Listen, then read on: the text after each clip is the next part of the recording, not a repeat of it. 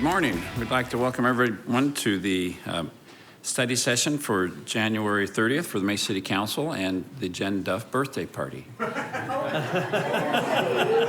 You bet. Thank you all for showing up.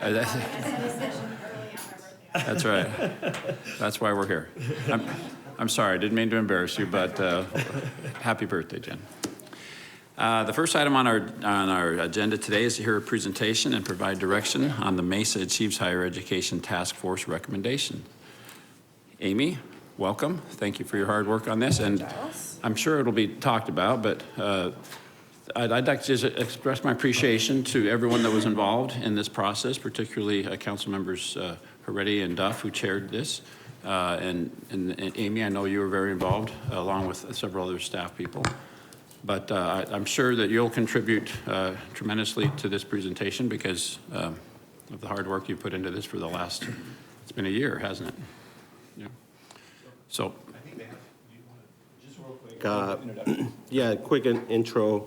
So myself and Councilwoman Duff would like to thank everybody that committed the last year, particularly 5 months of analyzing data and discussing strategies, researching best practices, and determining Mesa's next steps in addressing the current attainment challenges we have.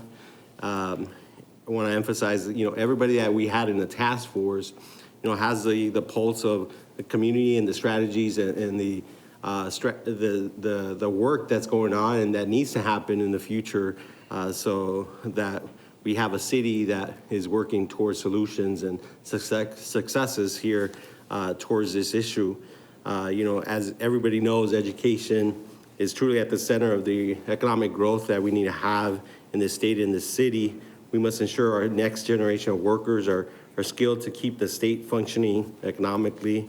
Amy will lay out some of the statistics that we went over with the task force, and the tough statistics that we have here in Mesa, and the reason why the mayor and ourselves, we took on the task to look at how do we figure out some solutions for the future in reaching up to 60% of credential by 2030, and that's at the heart of it, making sure that we have a skilled workforce moving forward in our city that gets the education moving forward as technology builds.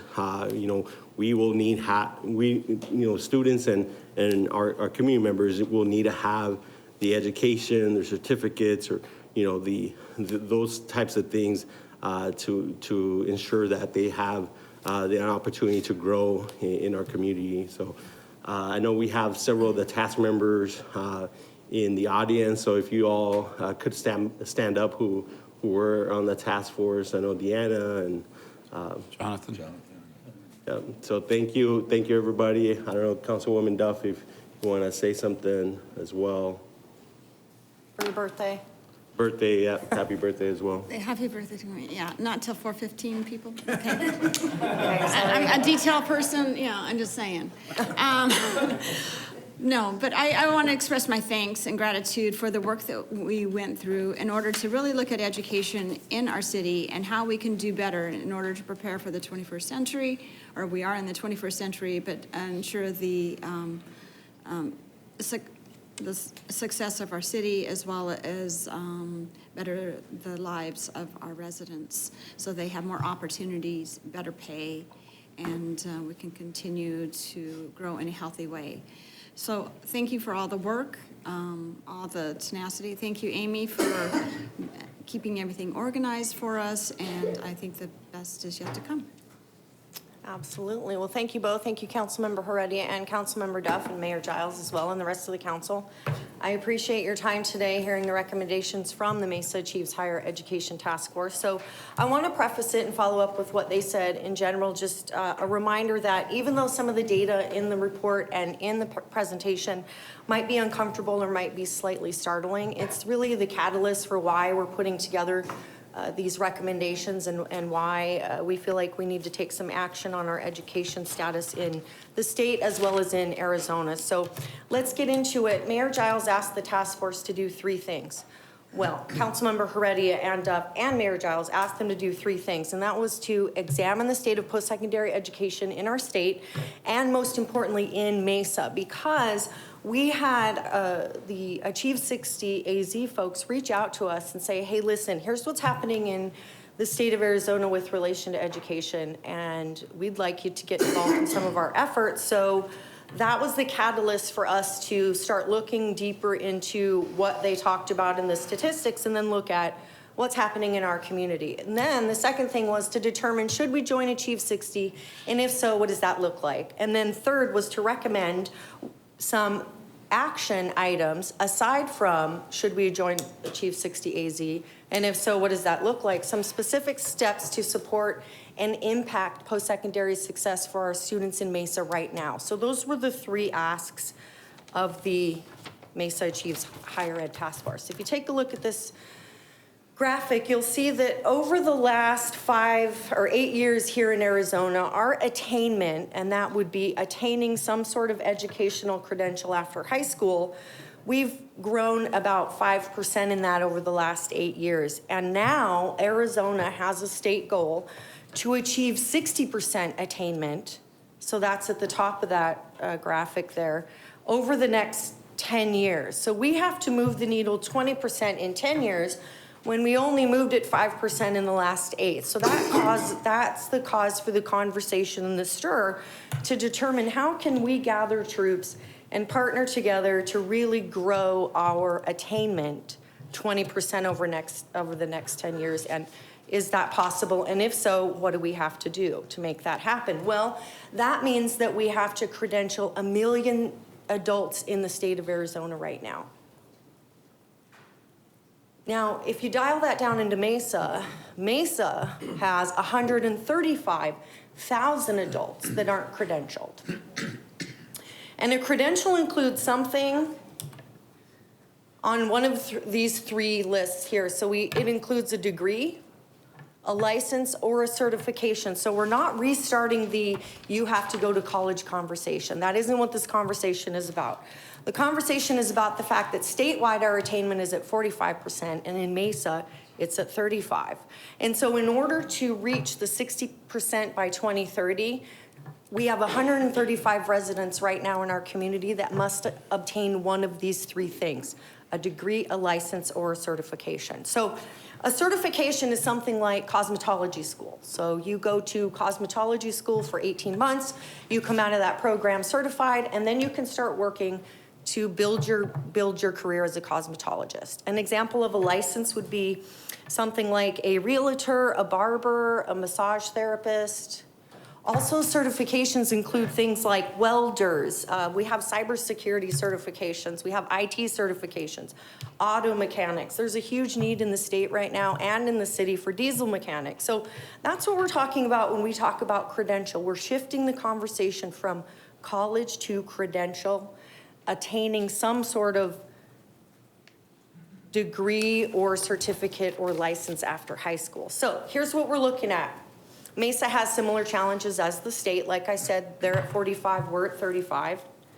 So we have 45,000 residents. I'm breaking down the 135,000 for you right now. So we have 45,000 residents who need to start earning a credential. That means they graduated high school and they haven't done anything so far.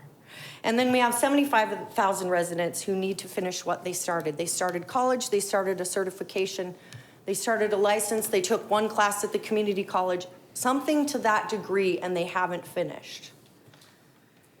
So the data mining that our task force did and our visit to the ASU Decision Center for Educational Excellence helped us dial down into Mesa to see what was going on, because we have not had access to this type of data, to this degree, to this detail until recently because of the ASU Decision Center and our partnership with them. So the task force came up with some recommendations. After their work, they decided, yes, we need to adopt the Achieve 60 AZ goal of meeting that 60% credential by the year 2030. So Mesa is, it's recommended that we jump into that, officially announce that, and join the coalition. There's no cost involved in that. It's merely letting everyone know we're involved and then looking at the pillars of the Achieve 60 goal and trying to implement those in our practices so that we are in line with the rest of the state. When everyone gets to 60%, we want to be there with them as well. Second recommendation is to create, staff, and convene what would be called the Mesa Achieve 60 AZ steering team. And it's essentially a junior version of our Mesa Achieves Higher Ed. If you look at the caliber of the individuals on our task force, they don't have the capacity to continue serving at this level. So their recommendation was to bump it down a level or two, bring in another group, and let's start with the next step, which would be creating a Mesa-specific education-related data dashboard. So that would be the first recommendation for that new steering team to develop that dashboard, look at creating something so we can help this. So there's a bucket of students that are coming out of high school right now, and there isn't a pathway or a strategy for them. So the task force recommended that we look at developing parameters for a Mesa Promise campaign. And a promise campaign is a nationwide strategy that cities, states, and counties are taking in. Yes. So Amy, when you're talking about the steering team, Yes. what are you looking at in terms of when you're building this team together? Are you looking at the business community, the education community? Are you looking at just individuals within the city of Mesa that want to participate?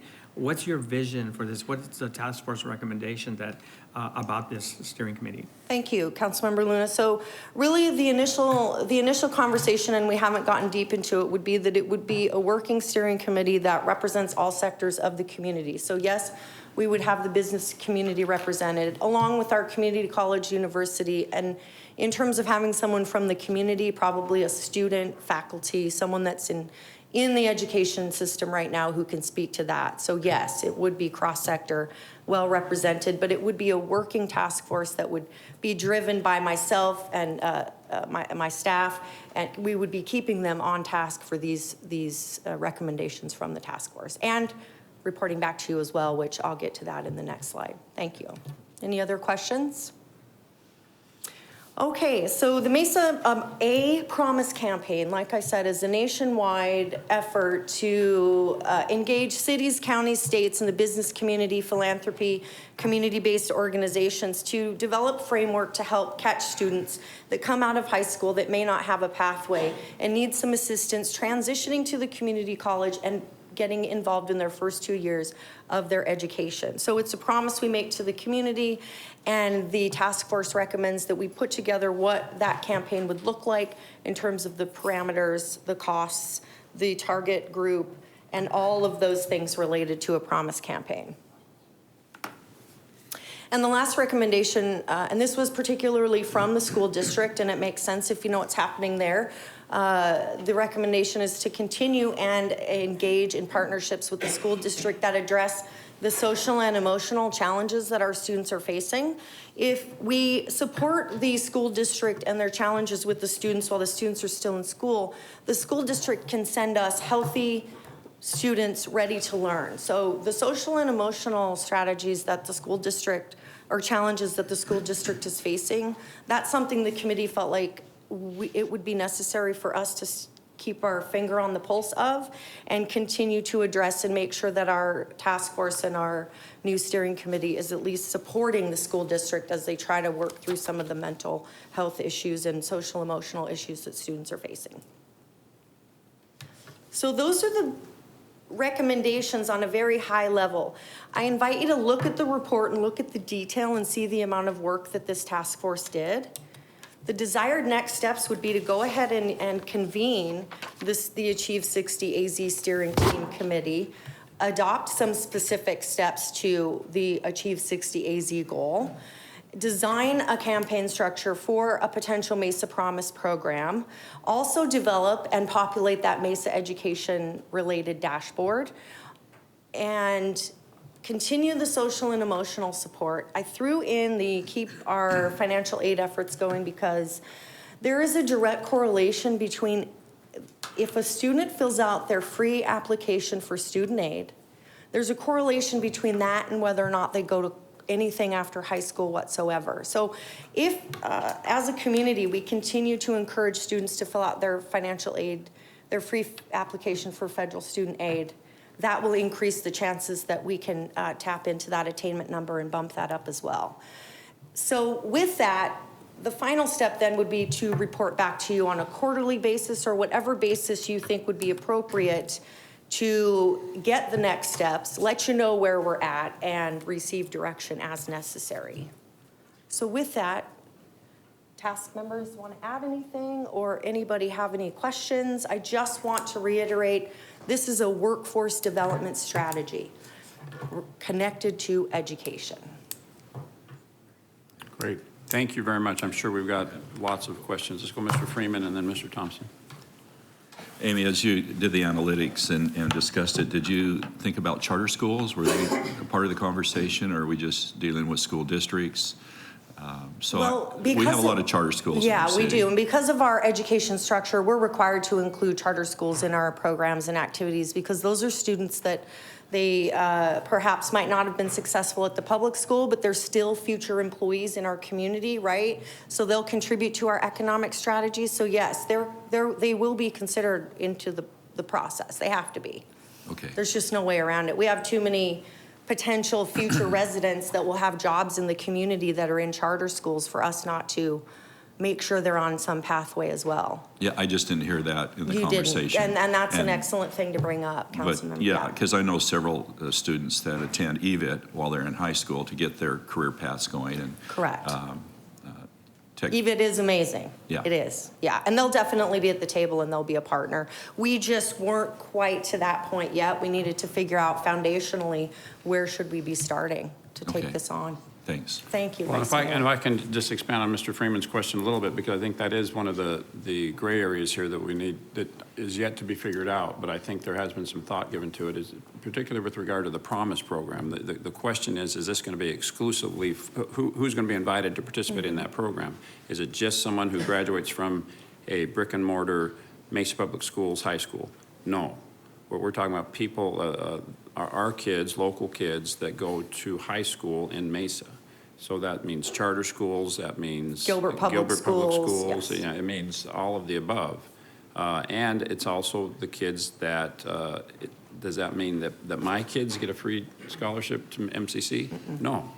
You got to fill out the FAFSA, you got to be eligible, you've got to be someone who qualifies for financial aid before, and again, these are rules all yet to be decided, but I think that's Correct, the thought path that we're proceeding down.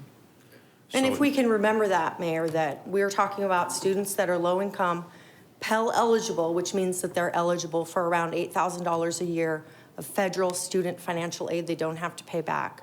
So we're talking about that population, not your children, people who have access to education, or perhaps the family income is high enough that they don't qualify for any free federal aid.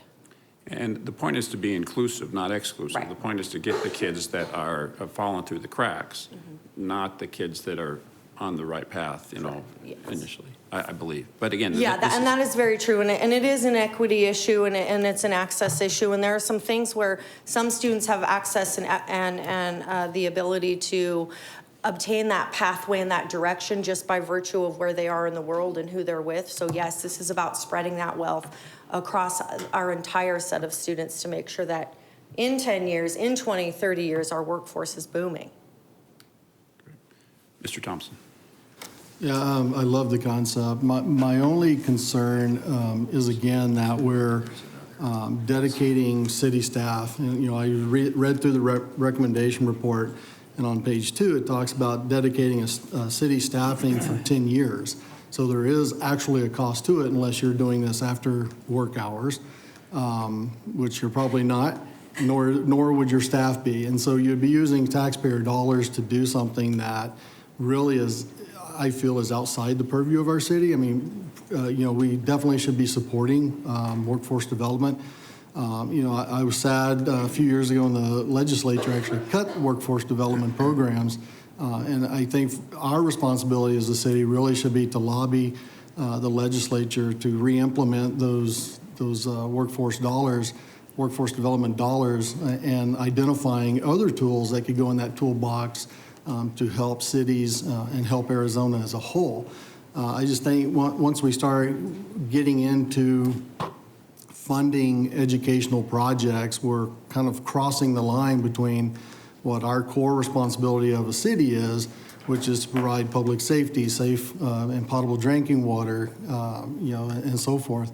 And we start funding or getting into the educational role of the elected officials in that capacity. And there's also a piece in the task force recommendation report. It says it'll be funded using City of Mesa funding. And I feel if we have excess dollars sitting there that we're willing to put into a program like this, then we should be at least taking care of our core requirements first, whether that be paying down debt service or paying down our PSPRS liability, or investing in our infrastructure, different things like that, before we start getting outside the purview of our core prerequisites. But outside of that, I mean, I love the concept. I think it's a much-needed concept. I'm just leery of where we're treading, because I think we're starting, if not completely, we're at least approaching that boundary between what's the responsibility of the education community and what the responsibility is of the city officials.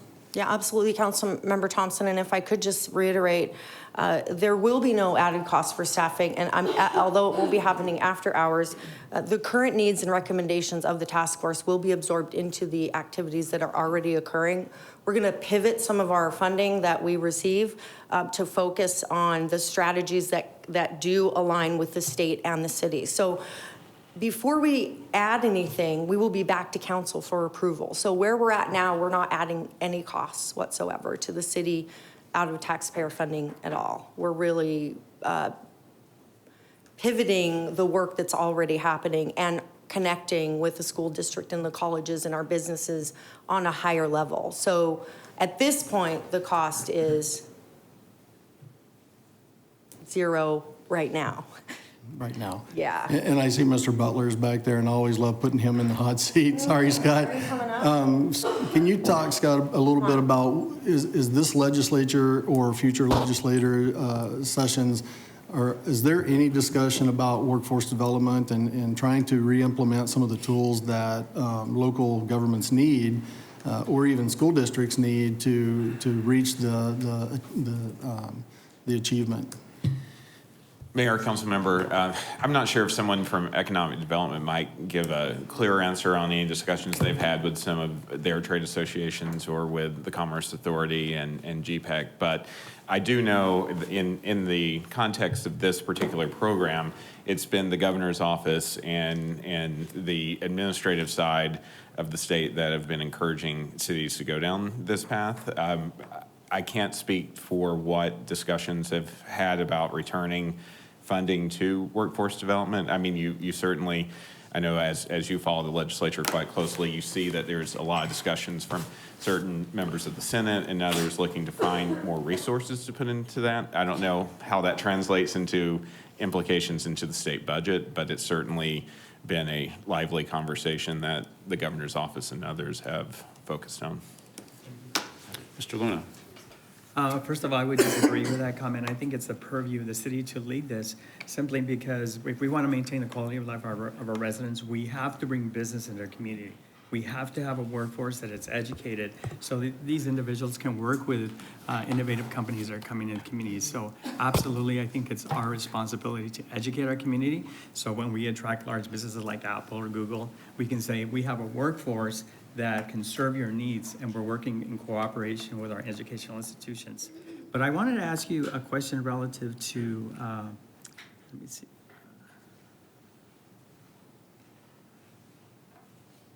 The progress meter, and where does Mesa stack up relative to the progress meter?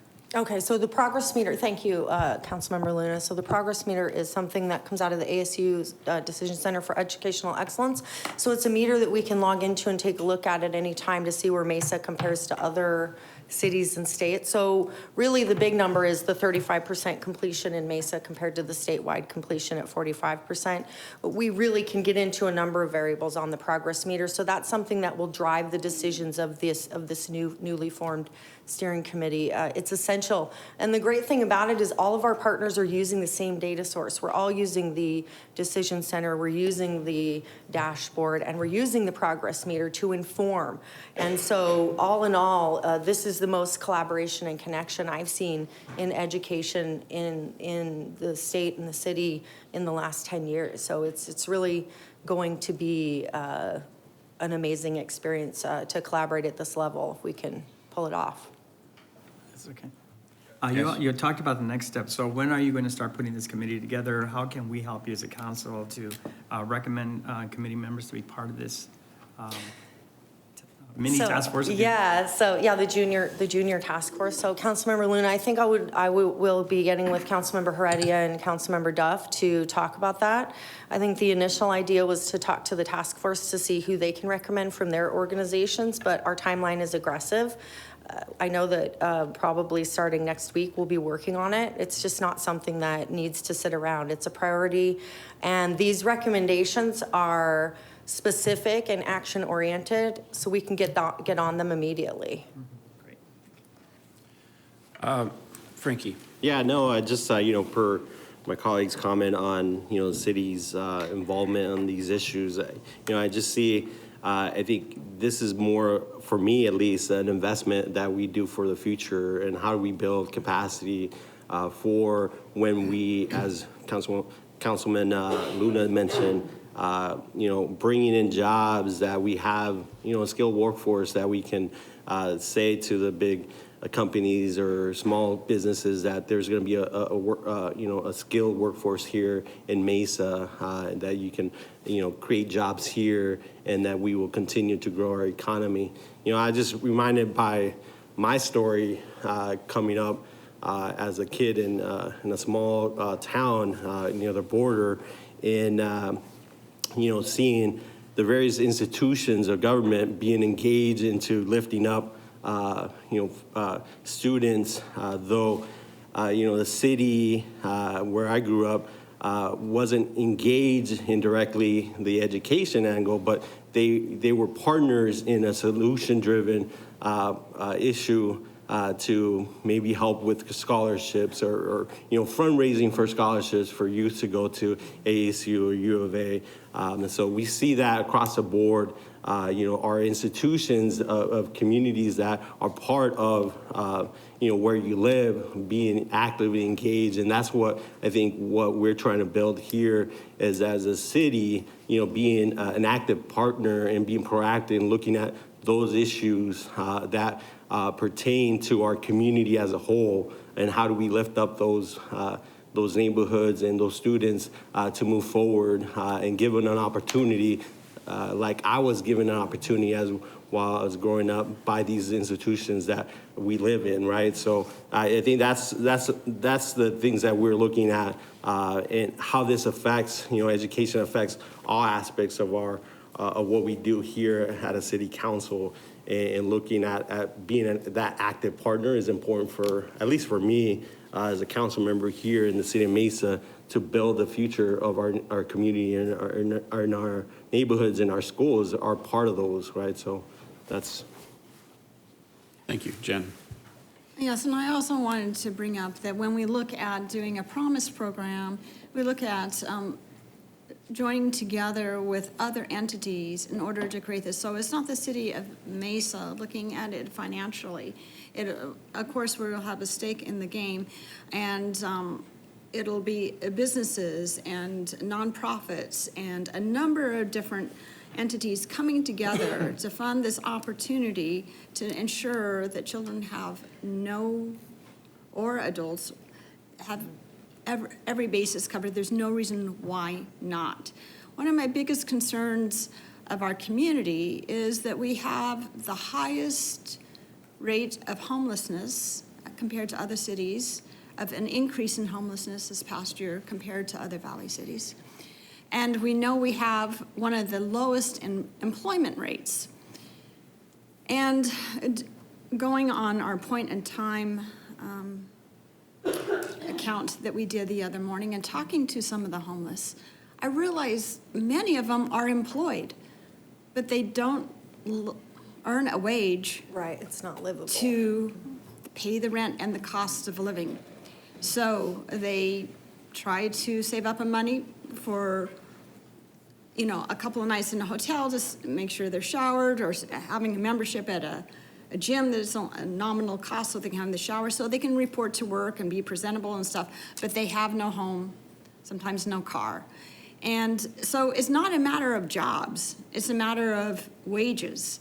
And homelessness is impacting our funds that we have, our federal funds in order for community development. The homelessness, especially this next year, I can see being the biggest pot of attention of donating the monies in order to address this growing problem that is going to get worse before it gets better unless we are aggressive about it. So when we think of all the things we need to do as a city, and homelessness is, well, you can see how education and having that better wage can impact our city in a greater way and bring a better quality of life, and that we can allocate our funds to other needs in our city. I think this is a huge thing. It's our continuum of our commitment from the pre-K, our Mesa K Ready, and continuing that. We have the lowest family income among other cities. We need to improve that. We need better employers, and we're not going to get that unless we have an educated task force. I mean, yes, we have an educated task force and educated workforce. So I think it is a dire time to take action and commit to this Achieve 60 AZ. I think it's a nominal amount of money per the estimates we looked at to commit, and with other community partners, to make a huge economic impact, let alone, the most importantly, is the quality of life for all of us. And for our kids that do become, get their education here, often they leave Mesa because they don't have the employment opportunities. How can we have the employment opportunities here? We need better employers. How do we get better employers? We have an educated workforce. So it's just a continuum, and a cycle is not a subject by itself. It's part of the greater whole of who we are as a city. And this is why I support education, and especially this commitment that we like to make as far as the city. So I think, I wanted to bring up one other point, is on the Promise program. We wanted to also enroll employers to be part of this, so they are committing to do tuition reimbursement or paying for tuition for their employees to meet this 60% by 2030. So we're upskilling employees within businesses already to be able to achieve our goal and to, again, have them more educated workforce. Thank you. Mr. Tom, well, let's go Jeremy and then Mr. Thompson. I actually just have questions on, I'm confused here because Jen's saying that the study said that this is just a nominal cost, and then I'm hearing that there is no cost associated with the city, so I'm just trying to figure Yeah, out. so if I could clarify that, Councilmember Duff and Councilmember Whitaker. So there is always a potential cost with any Promise campaign that's developed, but the Promise campaigns that are developed across the nation and in cities and counties now are developed in a way that costs are determined based on partners and who wants to contribute what. So we can structure a Promise campaign in the city of Mesa so that our contribution to the actual financial cost of the program is not part of something we commit, if that's not something that we feel like we can do. However, that being said, the national standard is that there is some city funds in the game, and there is some matching that occurs with businesses, but the cost I was referring to earlier, to answer your question, is the recommendations in terms of, it sounds like we're gonna staff this for 10 years, sounds like we have to add a staff member. And what that means is, no, we're just going to pivot some of our focus for 10 years to make sure we're on this Achieve 60 AZ train. That's all it means. It doesn't mean we're adding any staff or there's anything involved. So the costs and the structure of the Promise campaign will be brought back to you for your approval before there's any spending that happens. And so you're saying that typically cities have a stake in this. ballpark, like what are we talking? Is this like a few $100,000 type of deal or is Yeah, this like a multi-million-dollar? Yeah, so our main partners with a potential promise structure have to be the local community college. So Mesa Community College did put together for us a cost analysis, and that cost analysis that we're looking at, if we use the parameters that the task force discussed, would be around $200,000 per year to cover the cost of the students that currently exist in MCC that we need to finish, that are from Mesa Public Schools. So I hate to get into that analysis now into too much detail without you seeing it in front of you, but we do have that detailed cost per student to determine if, in fact, we're going to have money set aside for students, how much it would cost per student. Sure, that's relatively small in the It grand is. scheme of our budget. It really anyways. is. So, And we are facilitating the students using their own Pell money. So these students have access to free federal student aid. They just don't get it. They don't know how to get it. And so a lot of the Promise campaign is really proctoring for the students and the families what's available to them and what they qualify for, because they're not out getting it themselves, if that makes sense. sure. The other question I have is that when you do this comparison, and I didn't study the data, but when you do the comparison analysis between Mesa and some of these other cities, like I believe we have a higher percentage of a retirement community. So I'm just trying to understand how does the study normalize the data in such that retirees are excluded, right? I mean, so it wouldn't be relevant to say that only 25% of Mesa has this, one of these three things that you discuss if 70% of Mesa is retired, right? Because you're not going to the elderly communities, I don't assume, and trying to send them back to school to get further education. So I guess I'm just trying to understand how that data was normalized to say, like, is it specific to our youth and between the ages of 20, 30, 40, 50 that aren't attaining these numbers? Or is this just across the entire population? Sorry, that was a long-winded. No. And Achieve 60 AZ, their stats go all the way to age 65. So 18 to 65 is the age range we're talking about when we're talking about the data. And that includes our Mesa residents in that age category, age 18 to 65.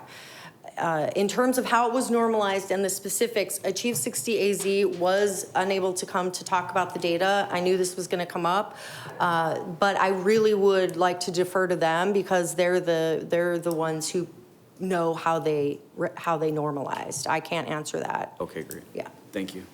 Well, but before Mr. Thomas, just sticking to the question that Jeremy raises about cost, because it's a very fair and appropriate question to talk about. Absolutely. I don't want to pretend for a minute that we're not talking about spending money. We're not just saying, oh, this is a aspirational thing, and sure, go ahead and do it as long as it's not going to cost any money. No, that's ridiculous. That's not what we're talking about.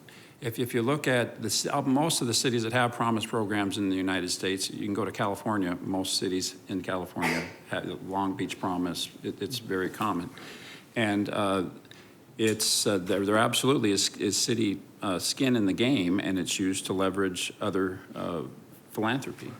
And since we've started talking about this just last week, I started asking around in the business community who would be interested in being a part of this.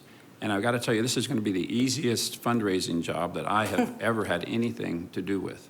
I can tell you right now, we're already halfway there, and that's before we have an actual program. So yes, there needs to be city skin in the game, and let's not pretend there's not already city skin in the game. We allocate millions of dollars every year to social programs, to poverty programs. It's appropriate to spend a little bit of money on poverty prevention, I would argue. Workforce development is absolutely on our agenda. I mean, there's a couple of different reasons to do this. One is because these are our kids, and we're not just talking about kids, we're talking about adults too. We're talking about people that don't have certifications. So it's not just about the children, it's about all of us. But it's the right thing to do for that reason. But it's also the right thing to do for purely financial reasons. If First Things First or Achieve 60 Arizona, Expect More Arizona can come in here all day long and show us how many millions, if not billions of dollars having a better educated workforce is going to save our society. I'll be happy to take on the challenge of saying the city will put a cap on contributing funds tied to contributions from the community. That'll be very expensive for the city if we do that, because the community is ready to respond and be a part of this. Mr. Thompson? I actually just have a follow-up question. I don't mean to interrupt you. How much money are you envisioning for the program? Well, I think Amy just mentioned that the tentative, right now, MCC is saying we can do this for 5 years for $1 million, about 200 grand a year. And like I say, once we start tapping into the business community, the people that want to be a part of this, how much of that will have to come out of public coffers is yet to be seen. But I think if we were to tentatively say we'll fund up to $100,000, like I say, I personally will take on the task of getting more than that from the business community. Who? Oh, yeah, and we have, thank you, we have the interim president of MCC here with us today. Oh, Thank you we very do. much. Okay. Appreciate Thank that. you. They've Yes, been thank you. very much a part of this, and we Yes, thank you. appreciate Yep. the And also Dennis is here the too. numbers that have been contributed. From MCC as well, yeah. Okay, thank you. And Dr. Lesser. And Dr. Dr. Lesser from Lesser Mesa from MPS. Public Schools. Pete, thank you for being here. Everybody. Oh, Jonathan thank you, Schmidt, yeah, everybody. all of our task forces here. Everybody. This was a who's who as far as the Yeah, I task mean, force really, goes. yeah, it just shows you the level of commitment to this and the interest, the public interest, so.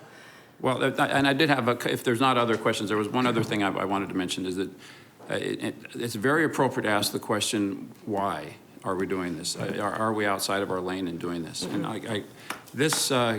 when I first heard about the Achieve 60 AZ program, it was obvious to me that this had great application in Mesa because we were describing Mesa. It describes the state as a whole, but in particular, it describes Mesa. So I kept saying, man, I'm waiting, I'm anxiously waiting for the governor or the legislature or something to come down from the mountain with the tablets that says, here's how you're going to do this. Here's our checkbook that we brought with us to help you do this. And obviously, that was a very naive hope and expectation. About a year or so ago, I was in a meeting where this was being discussed, and I raised my hand and I asked the question, so when are you going to tell us how this is going to happen? And they said, Mayor, that's on you. No one is coming to solve this problem for us. So if we're going to do something about this, these are the people that are going to have to do it. So that's when we launched this task force in order to come up with a plan for responding. The Promise program, as I indicated earlier, it's been exciting to see the response from the business community. The steering team is another one of the great recommendations I see coming out of this. Right now, we've got pockets of people that are coming together to try to work on education. The Chamber has a committee. East Valley Partnership has a committee. Everyone is just kind of clamoring for how do we get involved? How do we connect? How do we help in this? And I think one of the great things that the city can do, the government can do, that doesn't cost anything, is convene. And we need to be the leaders in this and getting those people in the room. It doesn't have to be, I think the proposal from the committee was that perhaps this is going to be a city committee. And I think we do need to think about that. Absolutely, the city needs to be involved in convening and being represented. If this is actually a program that is going to receive and disperse funds, I think city staff has mentioned that it might be perhaps better for it to be an independent foundation, a 501c3, just because money passing through the city is not necessarily the most efficient way to do that. So we do need to flesh that out a little bit more. Yes, we can do that. And we have models that we can use for the financial structure for the entire campaign, we can structure it. And there's best practices we can use for that too, so we don't need to reinvent the wheel. If that's the best direction, then that's what we'll do. Yeah, and I think there'll be a lot of people very anxious to serve on this and to help us address this problem. So, Council, any other questions?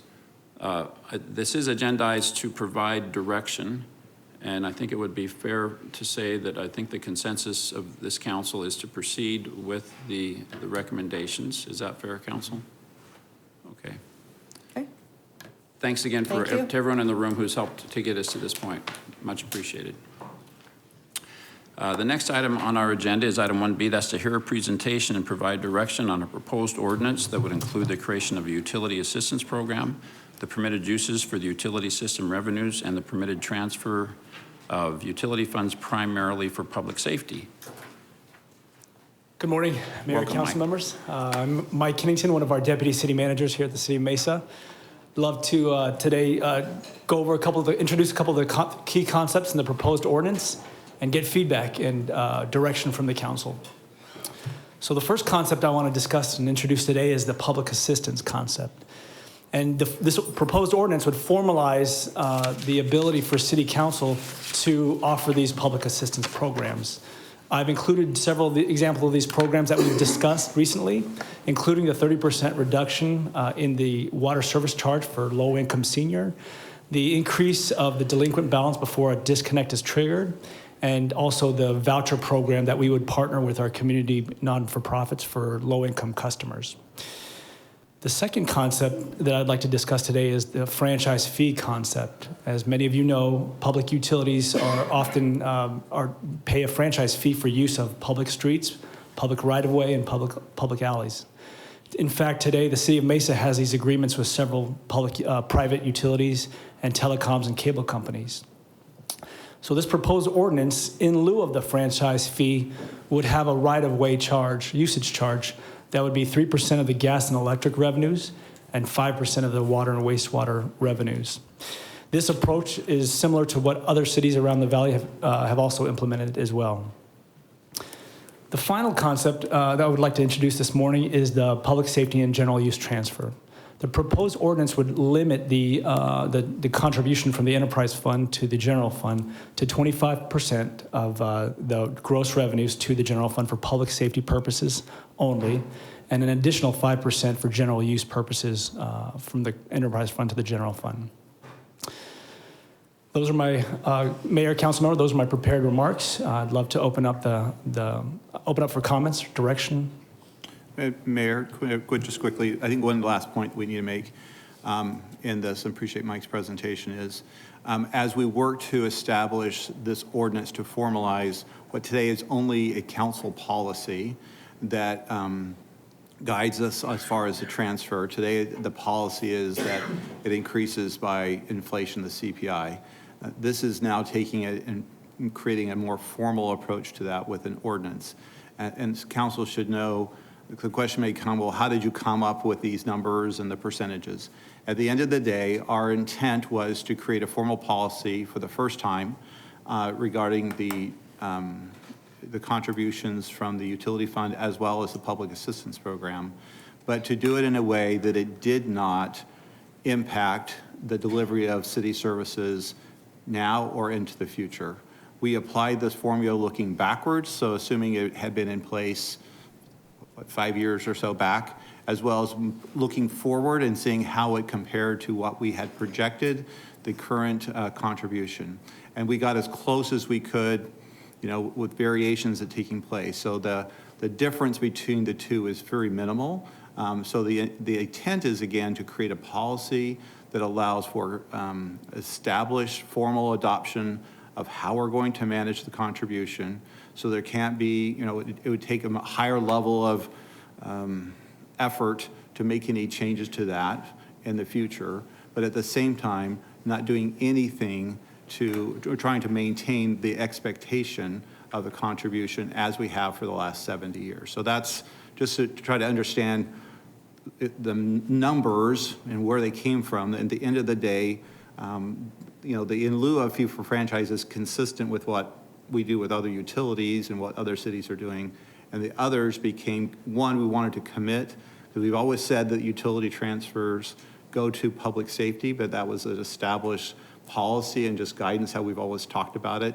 Here we're formalizing it, but at the same time, we didn't want to do anything that in the future would have a detrimental effect on our ability to deliver services to the City of Mesa. But at the same time, we're not looking for a windfall. We didn't use this as a method to try to increase what was already built into our forecast. Thank you. Great. Thank you. Mr. Thompson.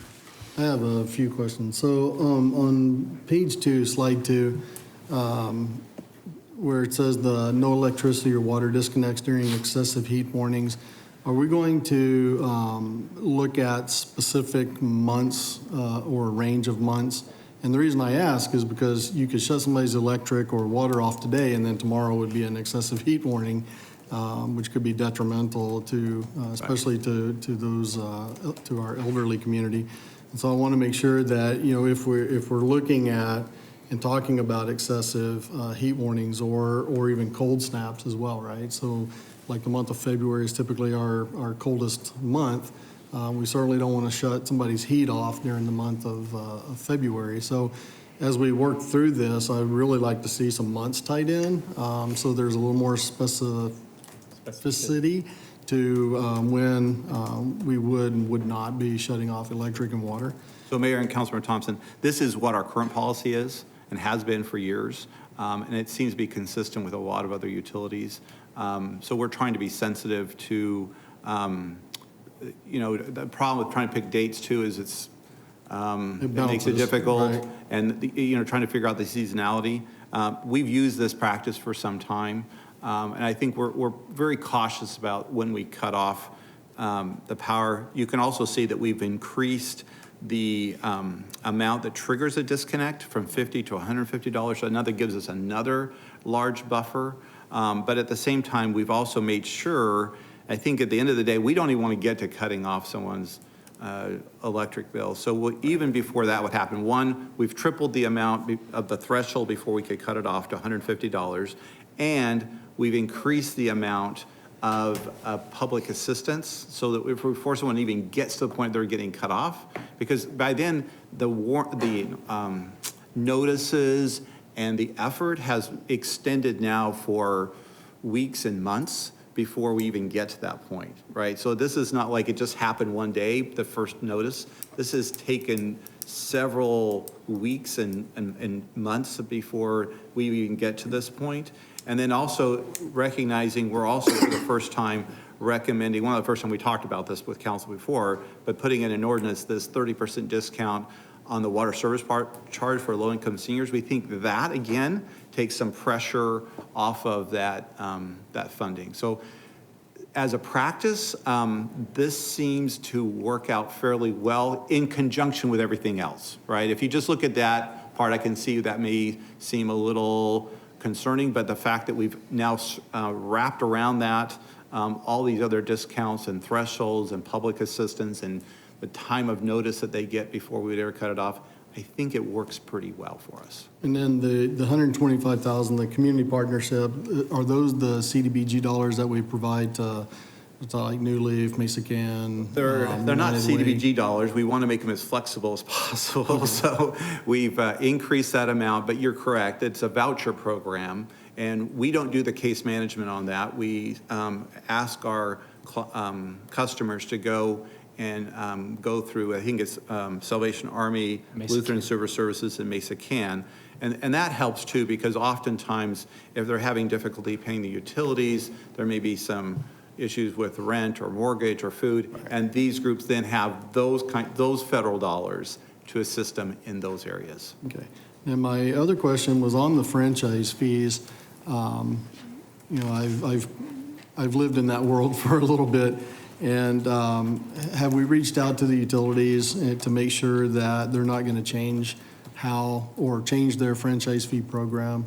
Because I had heard rumor that one of them was looking at eliminating their franchise fee program. I think a lot of those are dictated by the state now, at least on the cable side of things. And we have these long-term agreements with all of them to be able to use the city's right-of-way. And the theory there is all of those revenues that are being collected by, whether it's the Cox and the CenturyLinks and then Southwest Gas and Matheson Gas, and that's just a few, all of those revenues go to the general fund. Right. And considered. And so the idea is to kind of be consistent in the use of public right-of-way. This is an in lieu of fee that would be charged to our own utilities. But again, we've looked at that portion of that cost along with the other two items. And again, we're not using this as a windfall. It's considered in its totality, what would be impact or what the cost for the utilities is the same as what they're paying today. This is just another element of that. Okay. And then my final question is that I'm kind of torn between this and something else. But when you start looking at limiting the transfer of funds. And I think what the council did, what Scott Smith and those did back in the day during the recession was something that really needed to be done as the sales tax dropped off, with consumer confidence in the market, but to pay for those services that the city was providing. And now we're looking to actually limit those transfers. Because we don't know what the future holds and what the market is going to do, I would hate to put us in a position or put future councils in a position where they're limited on how they react to changing market conditions to continue the city running. And so I'm wondering if instead of limiting the transfer, if there's a way that, because I think at the end of the day, we all know why we're looking at doing this. And I'm wondering if there's a way that instead we could just put together something that says that the city won't subsidize or fund or otherwise use the enterprise dollars or leverage the enterprise dollars for a non-city project without full consent of the council. So it would require a 7-0 vote from the council to move forward. Okay, so continue the current policy, but just focus on anything outside of the operations of the general fund? Correct. Okay. I mean, just an idea. No, 'cause I mean- it scares me when we start playing with the transfer. Councilmember, that is a discussion that has been had, and we've had those discussions about requiring like a 2/3 vote or something like that for anything beyond what is built in for the operational. So that's certainly something council can consider. This was just one method that we think we could capture and formalize as an ordinance for the first time that's never been done in the last 70 years about establishing the controls for that and creating something that can be provided for everyone. But something like even that could also be established as an ordinance. Thank you. I have a question in regards to this. Kevin's question, can we do that legally? Like, is there like ordinances that you can, I'm not sure how to phrase the question. Can you make policies through council that say this requires 7 council members versus the traditional majority of a vote? Mayor, Councilmember Whitaker, it can be done through a charter change. I'd have to look at it in greater detail, whether you can just adopt by ordinance an ordinance that says to change that ordinance or something in the future requires 7-0 votes. I don't need to look at that in greater detail. There is one charter provision that requires more than a 4-0 vote, but the charter generally, the general statement within the charter is that 4 council members are necessary to take action. And I don't mean to put you on the spot, Jim, without doing the research, but I assume that the charter wording that says, council can change anything with a 4-0 vote would then supersede anything that was implemented by the council, whether it be an ordinance or a council policy. So even if we created an ordinance that said something required a 7-0 council vote, I would assume that would be illegal if the charter stated otherwise. Am I interpreting that correctly? And maybe I'll rephrase it. I think I know where you were going until the last second there of your question, but I think that even if if there were an ordinance that required, say, for a certain expenditure, it would require a 7-0 vote by council. Council could, by a 4-0 vote, could come and change that ordinance to take out the fact that it requires a 7-0 vote and just change it back to the. I thought that's where we were going, and I think that might be true. And so I need to look at it in greater detail, but I thought that's where you were going, and I think that if that were your question. No, I think you answered my question. Okay.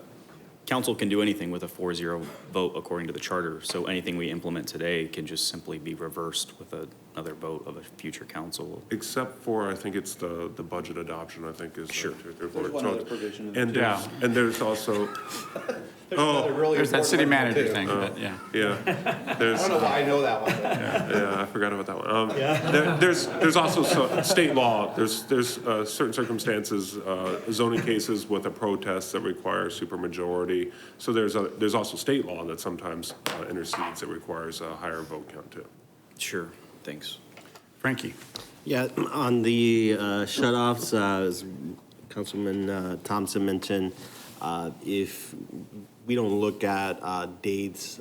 I think APS, I don't know if it's solidified towards future years, but they looked at June 1st to September 30th to look at not shutting off rate. That was their initial Initial- reaction, but I think they've all come back Come to a back. different, yeah.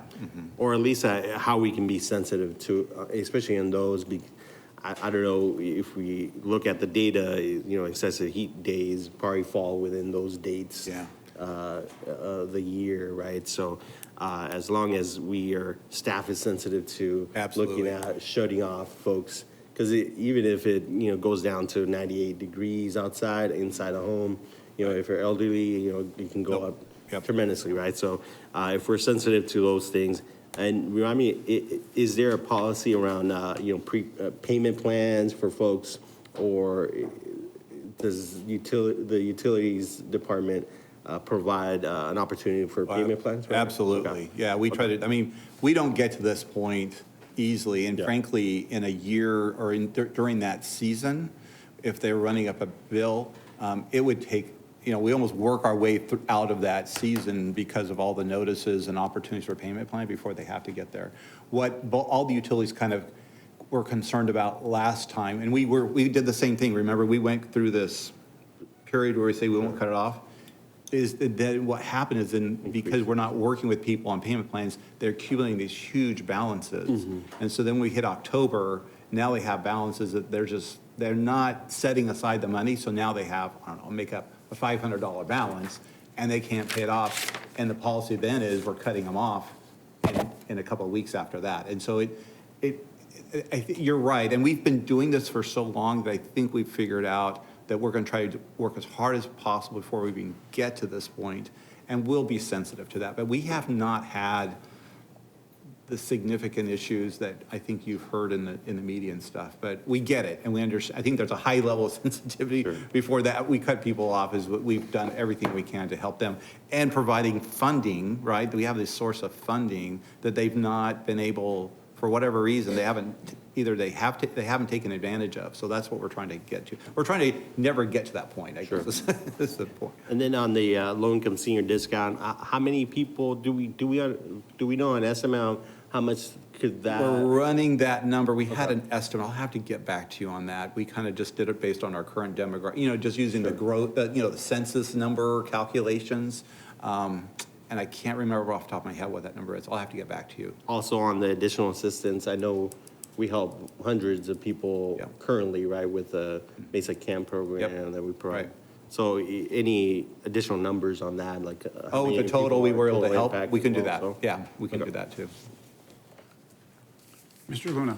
So Frankie asked the questions I was going to ask. How do you determine who the low-income seniors are? So if we can get that information. Yes, and not only are we going to, what that number is, and we think that the estimate is that it'll provide about $100 per year right now. It's the fixed charge and not the variable charge. Right. The fixed charge. And we're just starting to work. We want to get this kind of direction from council. Then we'll go back to our partners like Mesa Can and kind of work on, okay, what's the threshold? What is a senior? Jen, I don't know what the definition for senior is. I don't think it's 60. So Why of all days would you ask that today? I'm a senior. I'm not the oldest one here, Wow. This is turning red. Yeah. just asking, give advice. Okay.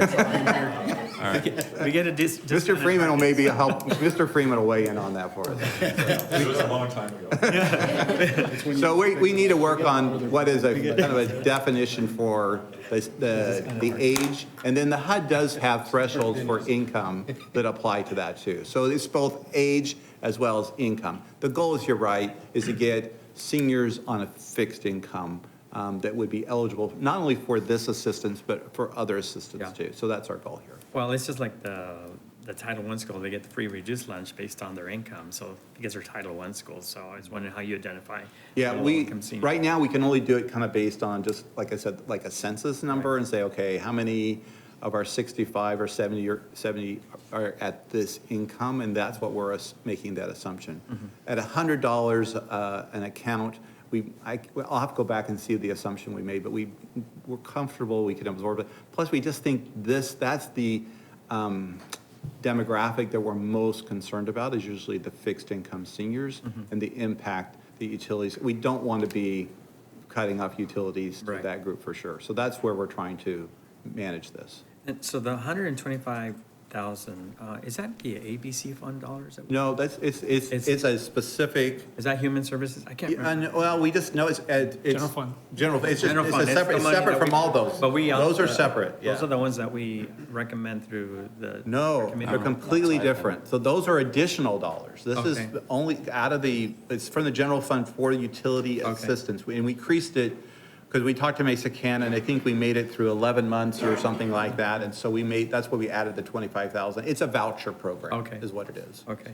And then, I don't know, I think it was Kevin that raised the question, when let's see, trigger a utility disconnect from $50 to $150, but you actually take time to do that. You don't just, okay, you. Right, well, all we're saying is, in the past, if you had more than $50 of outstanding utility bill, then that would trigger us, the policy, we could turn off your power for that much, right? Or if you're behind that much. What we're recommending is, that seemed very low for us, it probably hasn't been changed in years, is moving it up to 150. We think that gives another almost at least a month for some individuals. So again, we're just trying to buy more time in this idea. That's why I think the excessive heat day with 100, and now we've moved the threshold to $150. We won't cut off their bill if they have a balance that's less than $150. We're still working with them to get payment.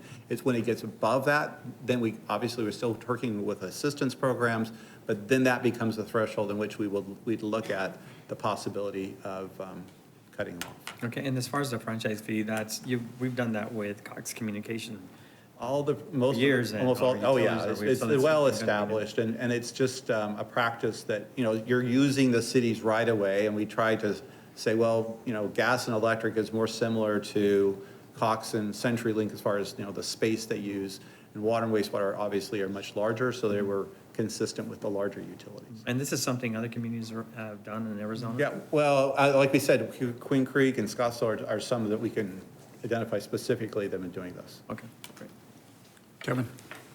Chris, I don't want to put you on the spot, but do you remember maybe 3 or 4 years ago, we had a discussion with Councilmember Glover on the electric utility providing Yes. the discount. And And that's honestly, still- I was looking to see if I could see Is, Frank McRae Frank here, here? and I didn't see him. It's still in place. Okay, So we're not changing that. Can you remind the council what that is by chance? Because I can't remember. Everybody's looking at Everybody- each other. The No, one can we time get back Frank's to not you? here. Can we get back to you? Yeah. But we're not, that program will stay in place. Yeah. Inside the I just electric don't utility. remember what that program was, but I know it was for the electric. It is. And it offered, Some assistance, again, Right. during the period of time, during those peak areas of use. And Councilman, I apologize. I knew I was going to put you on the spot. I was hoping your memory was But we better do than have mine. so- and this doesn't change that, and maybe we should, I don't know, could add it to the list. It's just, it was a program run out of it was specific to the electric Right, utility right. inside of the electric service area. But let me just get that, we'll get that Okay. information back. Thank you. Mayor, if I could just add to that also. The utility assistance program section of the ordinance is intended to formalize some of the programs that the city already has, some that the city's working on right now. And then it even, sort of the last section within that is, as a lawyer, you look at it as sort of a catch-all, the concept that we have other programs and we can bring up even additional programs, that this was not intended to be an exhaustive list. And it intentionally doesn't have a lot of the detail for the particular programs. And so the summer cutoff days aren't within the ordinance to give us flexibility, to give council flexibility. It doesn't include the exact funding numbers, so that council has flexibility to change that in the future. And so it intentionally creates the foundation of these programs, but also allows flexibility in the future. And so we can add more programs, but it wasn't intended to be an exhaustive list. But if it's a significant program that we have, it wasn't intended, by omission, it's not being eliminated either. I should say that. Thank you. Jen? I have one comment. In participating in a heat action plan and looking at the studies that were done around that, I found out that a lot of the mobile home or the manufactured home parks in East Mesa don't receive vouchers and such. And looking, the further analysis of that is the reason the individual homeowners are, the park itself has a master account. And so then they have the ability, because the individuals are paying to the master, they don't qualify for any voucher assistance because they're not paying the utility bill. They're not a customer of the utility.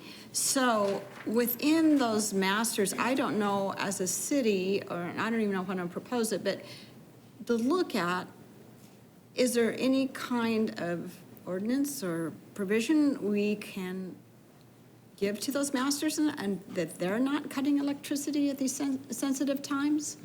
I don't know. If we can. Yeah, I understand the I- question. you know, I don't know. Well, I think, But they wouldn't have, just going back to my old utility days, I think the Corporation Commission dictates on master meters, whether it's electric or gas. So I maybe we think should they look at that. specify a date, timeline so that they can't be shut down. Okay. but If I we'll remember look at that, correctly. but that's a great question. I thought, but those master meters are, they control, yeah, the billing and everything. Okay, thank you. Just real quick, I know I had asked before on the electric program, it's called Summer Electric Assistance. I see it. And it's on our website, eligibility for income qualified customers. And they do look at July, August, and September as a target months to help folks on a payment plan and in figuring out service charge and usage charge for the first 80 kilowatt hours. And so it's, So on the power side, we do have On an the power additional side. layer of Yep. assistance, yeah. I remember asking. And as Mayor, well. Council, real quickly, let me clarify, I was trying to answer Councilwoman's question. I think I misspoke about the $125,000. It's not general fund dollars, that's utility fund dollars. That's where it comes out of, so. Mr. Luna. You know, Councilmember Duff makes a good point. I know when we were dealing with Mesa Royale, a lot of those residents felt that their utilities were being taken advantage, they were being taken advantage of. So I don't know how we deal with that. I don't know if we can as a community, and when we talk about Right. any of the manufactured homes, when you have a master type of system in place. Right, so Mayor and Councilmember, I think what we need to do is, Councilor Thompson kind of planted the idea, is we need to go see what the Corporation Commission, see what controls they have, an oversight of that, and to see if there's any policies and report that back to the council. Because I don't know how, once it gets past that master meter, I don't know how we get involved. But if, assuming the Corporation Commission has some oversight, we'll get back to you on that.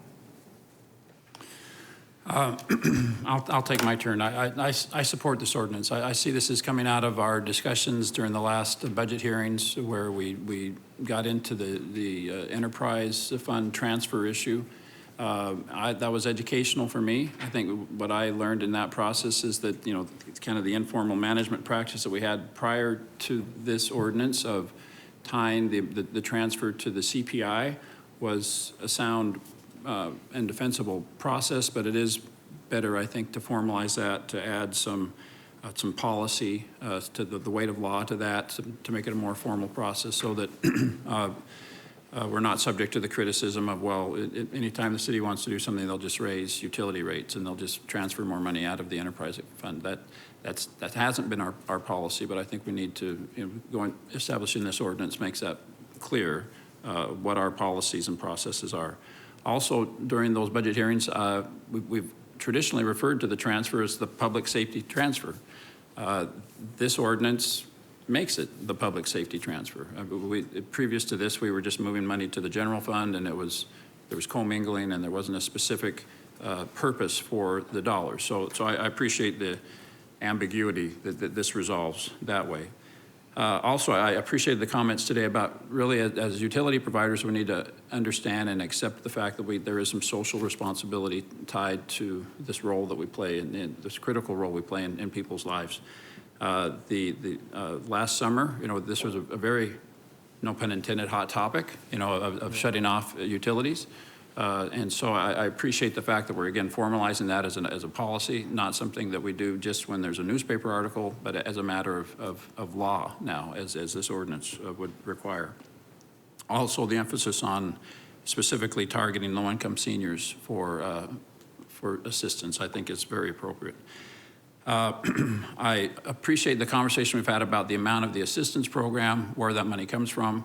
When I saw this on our agenda, I made my first phone call was to Mike Hughes from A New Leaf, just to ask about how is this program being administered? Because we don't administer it ourselves. We give the money to social service agencies in the city to do that for us. They are embedded in the community and really the more appropriate place for that money to be dispersed. So I invited Mike to come today. And Mike, if you don't mind, can you just share with us briefly from the agency's point of view, is there something more that ought to be said or that we ought to hear with regard to how we're working together? Is this, do you endorse the idea of us giving you more money, Mike? Is that First of all, it's a long time no see. Yeah. No, thank you very much. The city's been very helpful to us. I think one of the things that's really good is that as we get these funds, being over at the Mesa Can site, then there's also other assistance that we can provide, whether it's the WIC program, whether it's the immunization. You know, it's just it's kind of like a one-stop shop, because as you go through this and you realize the amount of people that need support and need help, we have case management on site and we can do the extra things we need. And you know, the ordinance is fine as long as, in a sense, it doesn't decrease the amount, because it's hard for us right now to distribute all the funds that are necessary. I think so far this year we've distributed, I think 100,000 of the 125, and so you know, through the fiscal year. So it's high need. It's very critical, and there's a lot of people, and you know this. There's a lot of people in need out there. And it gives us the opportunity to provide that assistance, so we're fine. Thank you. Thanks for being here. Thanks for managing that program. The final thing I'll say again is I think this, I appreciate that this will kind of canonize some of the existing policies, some of the things we're already doing. It puts it in one place. It gives it the weight of law. We had some discussion earlier about how easily could this be undone, right? If we just, we can't bind the hands of future councils. Unless this is incorporated into a charter amendment. So I'm open to the idea I want to proceed with the ordinance, but I think it's also appropriate for us to at some point have a discussion of referring this to the ballot to become a charter amendment. I'd be open to that discussion as well. Any other comments, questions? I'd like to Jeremy. comment on what you just said. What would it take to push this into a charter amendment versus just a simple ordinance? It would How can we take move- putting it on the agenda and us putting it on the ballot. Okay, I'd love to have that conversation if we could in the future, if that's something we could do. Yeah, as I indicated, I agree with that as well. Mr. Freeman. You know, I support the ordinance as well as I look through it. And I think a benchmark for the cutoff utilities, the National Weather Service, and, you know, we have a lot of benchmarks that we can use to excessive heat warnings. We know ahead of time, is it going to pop up the following day? Possibly, but yet the forecasts are out there to help support all our utility departments. The franchise fee, I really like that. It kind of standardizes the way that we can engage our businesses in the city to generate some more income stream for our general fund, but yet the strategy there, and we can leverage that to increase some of the fees. And I don't think it's much, Chris, is it? As far as the franchise fee, how much would be gaining from all of our utilities? I mean, is there an estimate what you would? Yeah, no, you we've would run earn? the numbers. Again, there is a number, but we put it in the context of the contribution also. So we didn't want to, you know, come up with a percentage transfer and then add this and create a windfall for the city. We tried very carefully to keep it at the same level. But again, because this is in lieu of, it doesn't apply to all the utilities, and it doesn't apply, for example, gas. It doesn't apply if it's outside the city limits. right? Where we provide services else. It only provides where it's city land. And Mike, you have some Yeah, estimates there. the estimate for this budget year would be around approximately 12 million, a little over $12 million. If the franchise fee, the 5% on the water and wastewater revenues and the 3% on the gas and electric revenues. All right. And then Mr. Thompson brought up the fact about being tied into maybe the economy, the days, if the economy dumps like it did in 2008, 2007, and then we have this transfer amount, does that fluctuate based on the economics at the time? I mean, obviously the amount of money that we would have to transfer would be based on the economy. So again, percentages is based off of revenues. And so the question becomes, during those downturns, how much impact will it have on utility revenues? And during the worst of times, during the recession, we did see some decrease in the utility revenues because of foreclosures and mostly foreclosures and people just moving out of homes. But it was not nearly the same impact or reduction that we saw in property tax or certainly in sales tax. Okay. So it was definitely more elastic as far as responding to the economy than where sales tax was very elastic and obviously saw almost literally overnight an impact. Okay. And I guess my last question is about, again, regarding the transfer.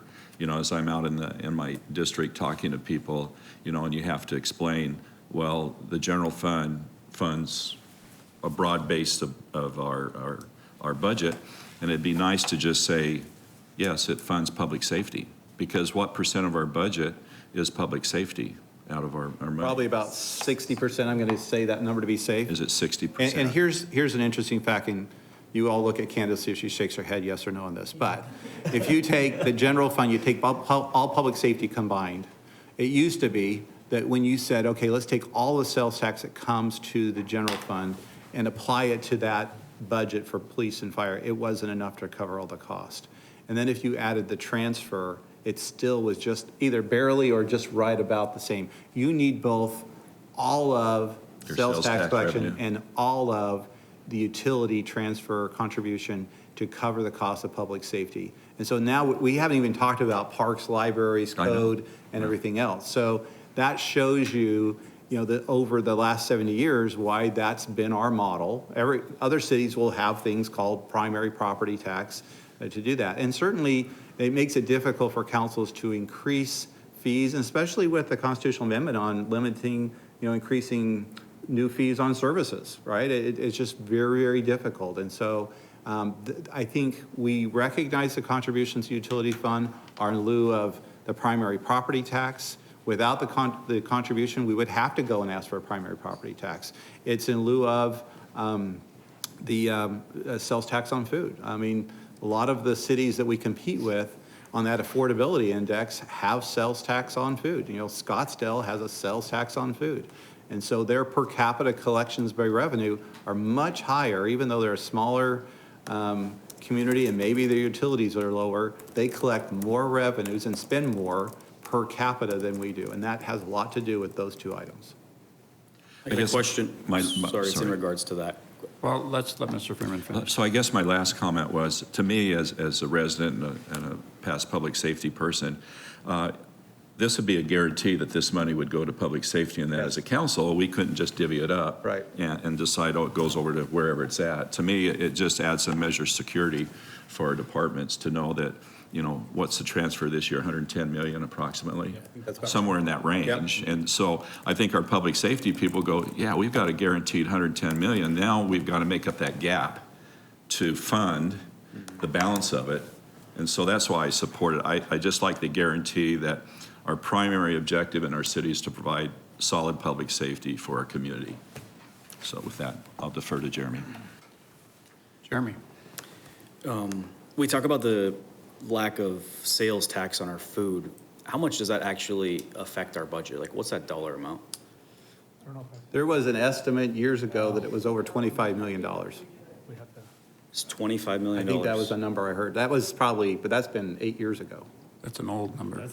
That's a number, yeah. So, I mean, I'm just using a number that was given. We could do that calculation again, but you figure out if the average homeowner spends whatever percent of their income on food, and if you apply the sales tax, it's significant. It is a significant number that puts us way behind comparative to other cities. That's just, if I understand correctly, it's not like fast food, it's food from the grocery store. Right, yeah, type but of food, yes, yeah. exactly. And It's, so, that's a 25, we're estimating roughly, No, you don't pay any sales tax on groceries, whether you buy them in Right, a grocery, convenience right, store or. What do we grocery call it, store. household, the term is household items? It's food for household consumption, so it's consumption at home. So if it's fast food or in a restaurant, if it's served to you, or if it's meant to eat on site, then that would have the tax on it. But anything that's made for eating at home. So anything that's made for- interesting. So like, all these new startups that are popping up, like Uber Eats and some of these other ones, then are we not charging them tax because they're delivering it to your house and you're not consuming it at the restaurant? No, if it was still like a Subway or a pizza place or something like that, that's gonna have the same sales tax on it, because your Uber Eats is just delivering something that you've already purchased. So But if they're delivering groceries, if it's groceries though, groceries don't have tax on them. but if it's a prepared meal, like if you're ordering from, Uber Eats brings you something from, I don't know, Rubio's or Payway, then you'd pay the sales tax on that. We're gonna find the legal definition of this. Is that like in our charter as far as It the? was on the ballot question. So It's we an can go back Yeah, to we the can go ballot back and pull question it. that was voted on. Okay, Yeah, we can pull that. great. Could you send that to me whenever you get a second? So, I'm sorry. Go ahead. Well, to that point, I believe the city of Mesa is the lowest per capita collector of sales tax revenue in the valley. Yes. And so that's, That's a big a factor. big part of that is because we don't charge, I mean, all the people going in and out of Super Walmart, that's a non-event for us. It could also be Buying food. indicative of the fact that we're just not selling as much as other cities too, right? Well, yeah, we need more retail activity, but not It's hard to grocery store distinguish activity because between that's a non-event. sales and the sales tax on food. I mean, the sales tax on food alone is, I mean, I think people eat as much in Mesa as they do anywhere else. We just don't get the sales tax for it. Right, I mean, so we could normalize that data by figuring out how much we're not collecting based on the lack of the food sales tax, and then normalizing Yeah, that back in the data, and then seeing The where we simplest are. way to do it is the way the mayor has said it, is we can put the chart together, we show how much sales tax we collect, we divide it by populations, and we're at the bottom of the pile. We're the lowest, I don't know if we're the lowest, we're right at one of the lowest sales tax per believe we're capita. the One of the lowest. lowest in the sales tax receipts. Receipts, yeah. Revenues Yeah. per capita. So regardless of whether they're spending it here or crossing borders and spending it somewhere else, we're the lowest of people spending it here in Mesa. So if we take what's been spent here, revenues received in the city of Mesa for sales tax, and divide it by just our per capita, we are at the bottom. Which could be due to just simply poor economic conditions of people not spending money on items in Mesa. right? Regardless, it's less money for the city of Mesa to operate. No, I understand it's Either, less. either, I'm just either trying they're to- spending less just in general, they're just not spending as much in general, or they're crossing the border and they're spending their discretionary dollars somewhere else. It would be interesting to calculate what would they pay if they had to pay the sales tax on food, and how that would move the needle for us in relative comparison to the per capita revenue. It may move us up. Well, absolutely, and I think it's relevant as well that as we move forward in our city, that the citizens who voted against a food tax have the ability, the insight to say, well, because this was on the ballot and you voted for it, this is what it's doing to our budget, and this is why we struggle Right. as a city to maintain our No, you're- well, budget, because you And we- voted for the sales tax, Some of us right? proselyte that all the time. I think that vote took place in 1980, No, it was in. No, it Oh, was. no. earlier? No, 2000. Oh, I was here. Oh, sorry. Yeah. I've been through many votes in the city. It of was Mesa. prior to 2006. So, yes, and we did have to do, we did budget reductions as the effect of that impact of that vote. We had to reduce the general fund budget. Back then, we have not looked at it to quantify it since then. We just know that it is an impact. It does make a difference in our sales tax revenues, but we haven't quantified it in quite some time. So And we I could go think back and there's, try to quantify I think there's a it. correlation. I now remember when we showed the chart on the utility contribution, it actually went up the year after that was defeated, the sales tax on, or when the sales tax on food was implemented. Then the council had a choice, but they went and increased the contribution. Because it also impacted our quality of life. fund because our quality of life ballot was on, that sales tax increase took place before we lost the food tax. And so that actually decreased the revenues available for the quality of life program, which is why it was in deficit for quite a few years. Great. I have other questions not related to the food tax if nobody else has any food tax questions. So Mike, on Monday when we approved our utility rate increase, you know, the chart showed that we had the second most unaffordable city in the valley. So tell me how this proposal lowers utility rates for Mesa. I think as Mr. Brady said earlier, the intent of this proposal is to keep us consistent at today's current level of service with the resources provided from the enterprise fund to the general fund. So I think the intent of the ordinance is to keep us where we're at today and formalizing that. Yeah, I guess I'm confused. The title of the report is Affordable Utilities, but we have the second most unaffordable rate in the city. So you're saying we're not actually trying to become more affordable, we're just trying to maintain status quo. I think the increase in the, or formalizing the ability to offer the assistance programs is kind of the gist of the affordable, helping out the low-income seniors and the low-income customers. So the affordability piece of this presentation is specifically towards seniors then, not average homeowners? No, I'm Mayor, Councilmember Whitaker. I think, I don't want to give my opinion, obviously here. I would just say the ordinance is meant to look at the assistant programs and to keep it at today's levels of service. Okay. And so obviously this is based on the Yes on Affordable Utilities initiative that's being pushed on the ballot in 2020. So can you tell me what the main differences are between what we're proposing today and what the Vote Yes on AffordableUtilities.com initiative proposes for the ballot in 2020? Here, I think we need to be careful, but I think we made a presentation, Mayor and Council, about the impact of the proposed initiative, and the impact on the reduction in the amount of contributions to the utility fund was significant. And it was between $30 and $50 million. I think what this proposal does is maintains the current contribution levels that have been, is consistent with what has been collected in the past and what is forecast in the future. So the difference is this does not materially impact our ability to provide city services. So that's the significant difference. I'm not aware in either one of these, either the initiative or the proposal, that it dictates a change in utility rates. There's nothing in any language, there's no mandate that it can change utility rates. Either this doesn't dictate what council does with the utility rates, neither does the initiative. It all has to do with expenses and revenues. The council has its full discretion to make any changes in utility rates. So this intent of this was to provide clarification. I think the mayor said it very well, to establish the formal policy, but at the same time, not to create a detrimental impact to the services that we provide to the citizens of Mesa today. So is your opinion that's the main difference between the two? That is the calculation, the assessment that was done. It's not an opinion. It's the opinion of the city then, or, I mean, someone's opinion, right? No, okay.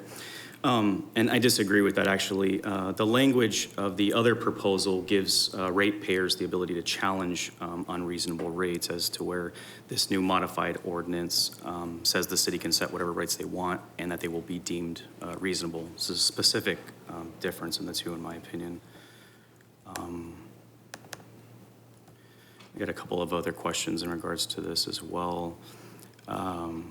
So my understanding is, as of now, we're pushing this as an ordinance and not a charter amendment. So again, my question is legal, Jim. How difficult would it be for a future council, like if they wanted to go build another Cubs stadium or another ASU building, how hard would it be for a council to undo what we're suggesting this ordinance do today? Mayor and Councilmember Whitaker, every ordinance requires 4 council members to vote on it, every single ordinance. And so it requires, subject to certain state laws from which there's protest on zoning cases and so forth. And so it takes a council vote of 4 to change an ordinance that's been previously passed. It requires, obviously, the entire process of introduction, hearing, and community participation for anybody that wants to show up and talk about it. So timeline, we're talking about, I believe we have to give like a 24-hour notice to change an ordinance, and then it would just be a simple 4 vote on council. So what we're proposing today can be undone. Mayor and council, there is no 24 hours to change any ordinance. In fact, we're one of the few cities that have a requirement for introduction for an ordinance. And so you have to introduce it at one meeting, and then you can't change it, and then it can come before the council at a subsequent meeting, so that people actually have 2 opportunities to speak. You can speak at the introduction, although it's not common because that's not when the hearing is set, but you can. And then at the actual hearing in which council can hear the matter. And so unlike almost every other city, there is no 24-hour possibility for changing this. There's always going to be a minimum of a week. Most council meetings are more than a week apart. And people will always have 2 opportunities to speak on any change. Yeah, I'm just trying to understand the timeline. So it would have to be introduced at one meeting, and then it could be voted on at a subsequent meeting. And traditionally, I mean, I guess our closest meetings would be a Thursday and a Monday, so it could be introduced at a Thursday meeting and then reversed on the No, it following. can't. You can review the charter. It has to be at least 6 days apart. It can't be 6 introduced on days. Okay. It can't be introduced on a Thursday and then voted on the following Monday. It has to be a week apart. Got it. Thanks, Jim. That's why when we do the breaks in December and in January, you have to have your meetings a week apart. And so the current, we have a current, and I'm not sure which category this falls under, but currently we cap, we have a policy, I believe, to cap the enterprise fund transfer at a certain percentage year over year that's supposed to be tied to inflation. Is that an ordinance, or is that just a simple council policy? And Candace can talk about it. I think it's not an ordinance. It was a council policy, and I don't remember if it was adopted by resolution or just by direction. Mayor and Councilmember Whitaker, that was council direction. Got it. Okay, great. The other question I had is on Mayor, if I may, one thing, it was approved by council direction, I don't know how many years ago, and it's been followed by council, I believe, by every single year without an ordinance or even a resolution. So I should just point that out. Is my understanding. Candace can correct me. Yes, it was actually council direction back when Mayor Smith was here. So that's when we came out of the recession and we looked at what policies we should be following on the transfer, because we did not have anything that was written or an ordinance for that. And so that was staff recommendation. Was originally we came back with a 3% per year in order to get so that we'd have stability in our enterprise fund. And we did that for a few years. And then the council direction, or staff direction was then to, or staff recommendation was to then set it to a CPI. So we had an outside source that we were setting it to, and it was council direction to proceed with that. And then we've done that for the last couple of years. Yeah, I'm not seeing that. I show in 17-18 it was 8.82%, 16-17 it was 4.37. These are much higher than inflation, than what I'm aware of, unless, I don't know what, maybe our inflation numbers are different. I'm sorry, Councilmember Whitaker, what year? 15-16, I'm showing it was 8.18%, 16-17, 4.37, 17-18, 8.82. So in 15-16, it was actually 4.1%, 16-17 was 4.2, and those were 2 years that the council gave direction to increase the transfer to fund public safety salaries. So it was there was 3% was what was staff recommendation in the forecast, and then the council, we were having benchmark studies on our salaries for our police and fire, and found that we were below the region, and so they wanted to increase those.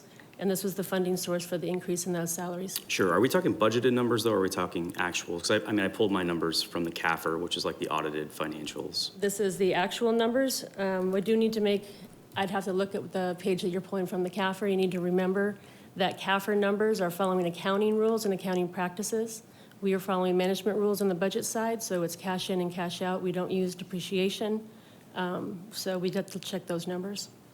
But these are the numbers that are in the cash flow that were attached to the documents last Monday and the ordinances. So attached to that was a cash flow. That cash flow are the numbers that we have. We do tie our numbers back to the CAFR, but they will not match exactly because we use different formulas for reporting. Sure, but regardless, we're exceeding CPI. Based on council direction to Sure, fund yeah. public safety salaries. Yeah. For those, it was a one-year decision that had an impact of 2 years with a little bit in the third year.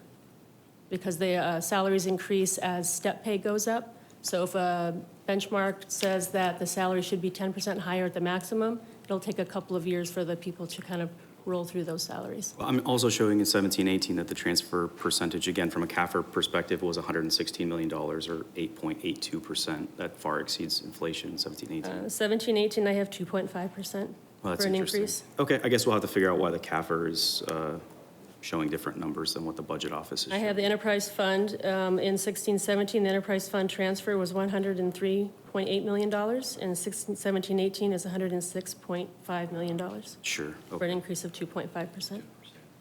And what's the, so this ordinance then, if I understand, would cap the transfer from the enterprise to the general fund at 33% of enterprise fund revenues. Is that correct? Mayor, Councilmember Whitaker, that's not correct. The transfer would be 30%, up to 30%. The franchise fee concept is something different and separate, and it's on a different base. So the 30% is on the gross revenues, total gross revenues. And as Mr. Brady said, the franchise fee is on a smaller base. So we don't include the county islands, we don't include the Magma. The franchise fee concept is for the use of Mesa City right away. So it's a 30% transfer from the ordinance, but the franchise fee that implemented is 3%. That would also be money that goes from the enterprise fund over to the general fund. That's correct, for the right of way use. Yeah. So it's roughly, I don't know, for lack of better words, there's roughly 33% of the revenues from the enterprise fund transferring over to the general fund. Am I understanding that correctly? That's correct, yeah. Okay. And what is the current amount that we're transferring today from the enterprise funds to the general fund, just overall, including all these same? Yeah, it's similar to what we said earlier, that it's about the same level. It's probably, if you calculate it, it's probably close to that 32 to 33%. So we're keeping it at the same level. Roughly overall. 32 or 33%. Yeah.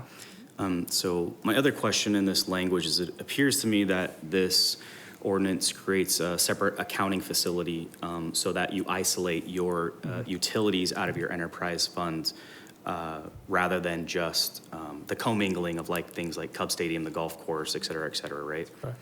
So my question is, if from an accounting perspective, you start to isolate these out, what happens to the other enterprises that used, right? So this all used to be the enterprise fund. Now you have a utility fund. What happens to the other enterprises within the enterprise fund that exist today? So Mayor and Councilmember Whitaker, the task is to separate the enterprise fund into basically two funds. They're still enterprises. We'll have a utility enterprise fund and a non-utility enterprise fund. So they'll sit within the non-utility enterprise fund. As we know, those do not break even. They are investments within the community, and those would be subsidized from the general fund. Okay, I want to make sure I understand. So you'll have an enterprise fund, which will have your utility fund, and then the rest of the miscellaneous items that are subsidized.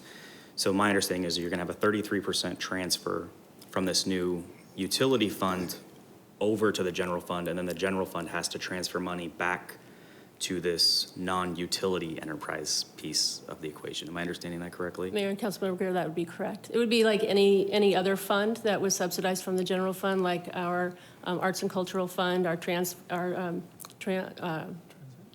thank you, our transit fund. Those are all funds that are separately accounted for because they are businesses or we operate them like a business, and they are then subsidized by the general fund. Yeah, so it would operate just like one of those. Sure, that's fair. I'm just trying to wrap my head around how We're not changing anything as it relates to what it supports. We're not suggesting that the amount overall changes, nor what it supports currently today significantly changes.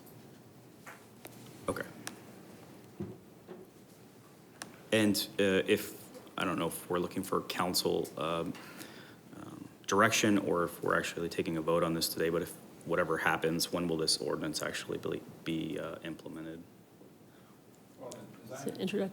And the agenda, this is to give direction. So if the consensus of the council is to proceed, then we'll say that to staff, and the ordinance will be put on for introduction on our agenda. I'm just trying to figure out the timeline. We'll just work to see, I bet, the next council meeting's on the 10th. I don't know if we have time to get it onto the 10th, but if council wants us to move forward, we'll do it as soon as we can. Yeah, I don't have any other questions. I guess the only issue that I have is that this doesn't actually lower utility rates, which is the main complaint that I'm getting from the constituents in my community. So, I mean, it just leaves things as status quo. And like, as we learned on Monday, we already have the second most unaffordable city in the valley. So I don't know how that's going to actually solve the problem. Mr. Thompson.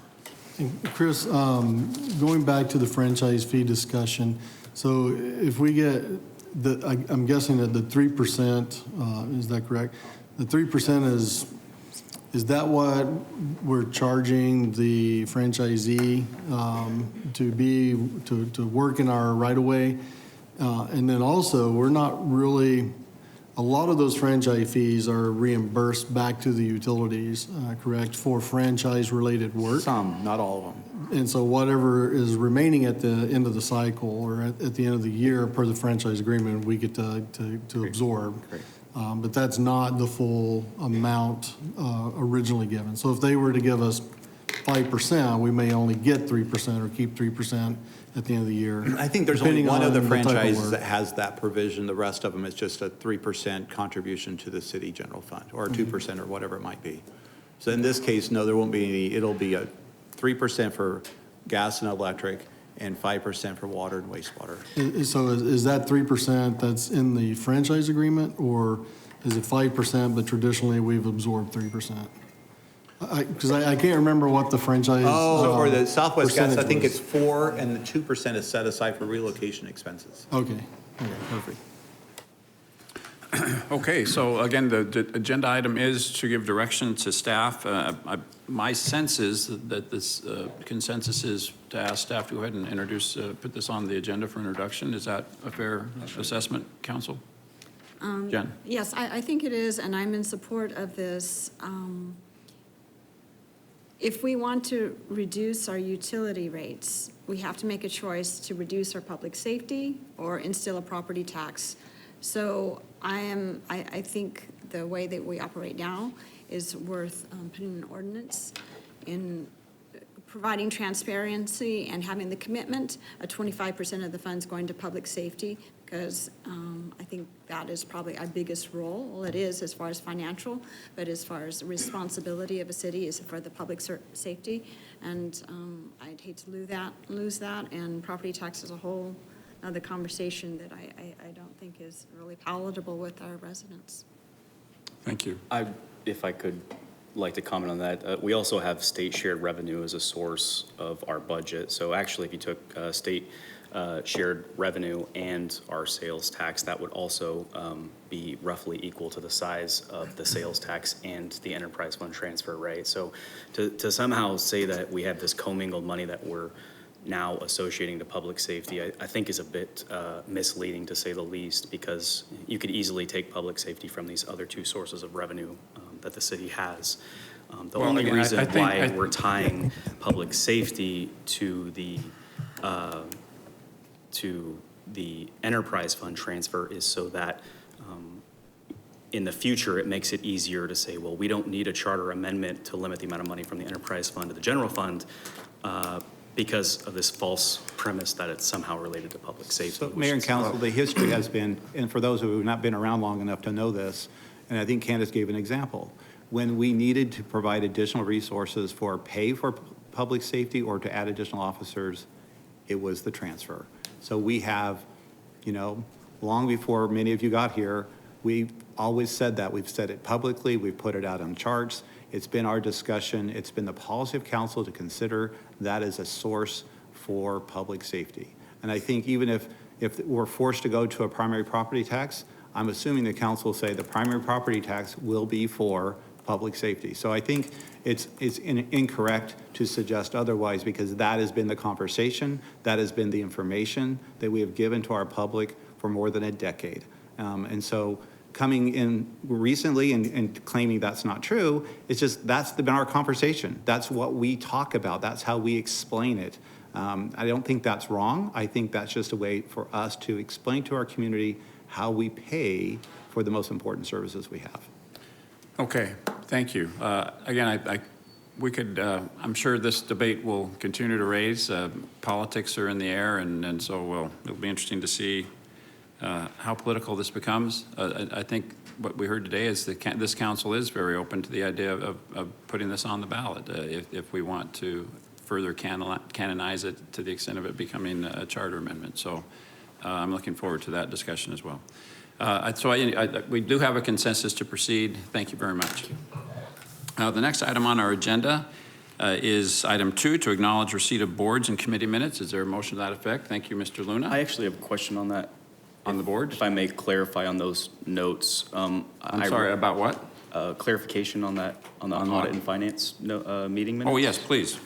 So I just want to make sure I'm understanding the meeting minutes correctly. The city is still moving forward with using gift cards. The only difference is we're now saying that we're going to document where the gift cards go. Is it my understanding? We're going to bring that to correctly? council for your approval. So we'll be bringing that discussion to the full council. We're going to have that conversation and get direction from council about the policy that you want to put in place for your expenses and what the role of gift cards will be in the future.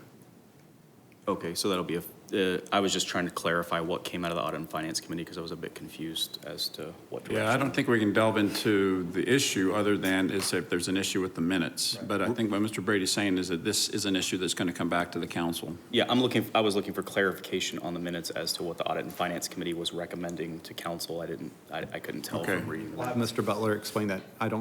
He was presenting. I'm not sure if we can remember. We don't have it now or. So I guess the question is, what came out of, what's in the minutes with regard to the use of gift cards? This chair is about to fall over. Sorry. Sorry, Mayor. Councilmember Whitaker, I would have to look back to and review the exact discussion as it related to gift cards. If recollection serves, though, it was reiterating the point that gift cards are sometimes used throughout the city as a reward if someone has done some work.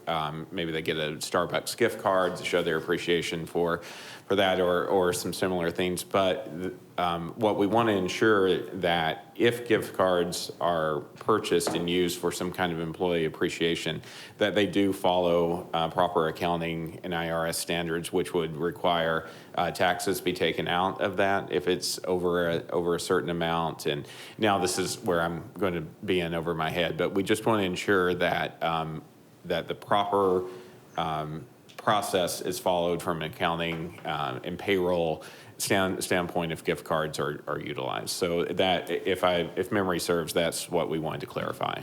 Great, thanks, Scott, I appreciate it. So the recommendations are going to come to council Yes. at some point? Okay, thank you. So is there a motion to accept those minutes? Both of us. Thank you, and a second. All in favor, please say aye. Aye. Any opposed? Thank you.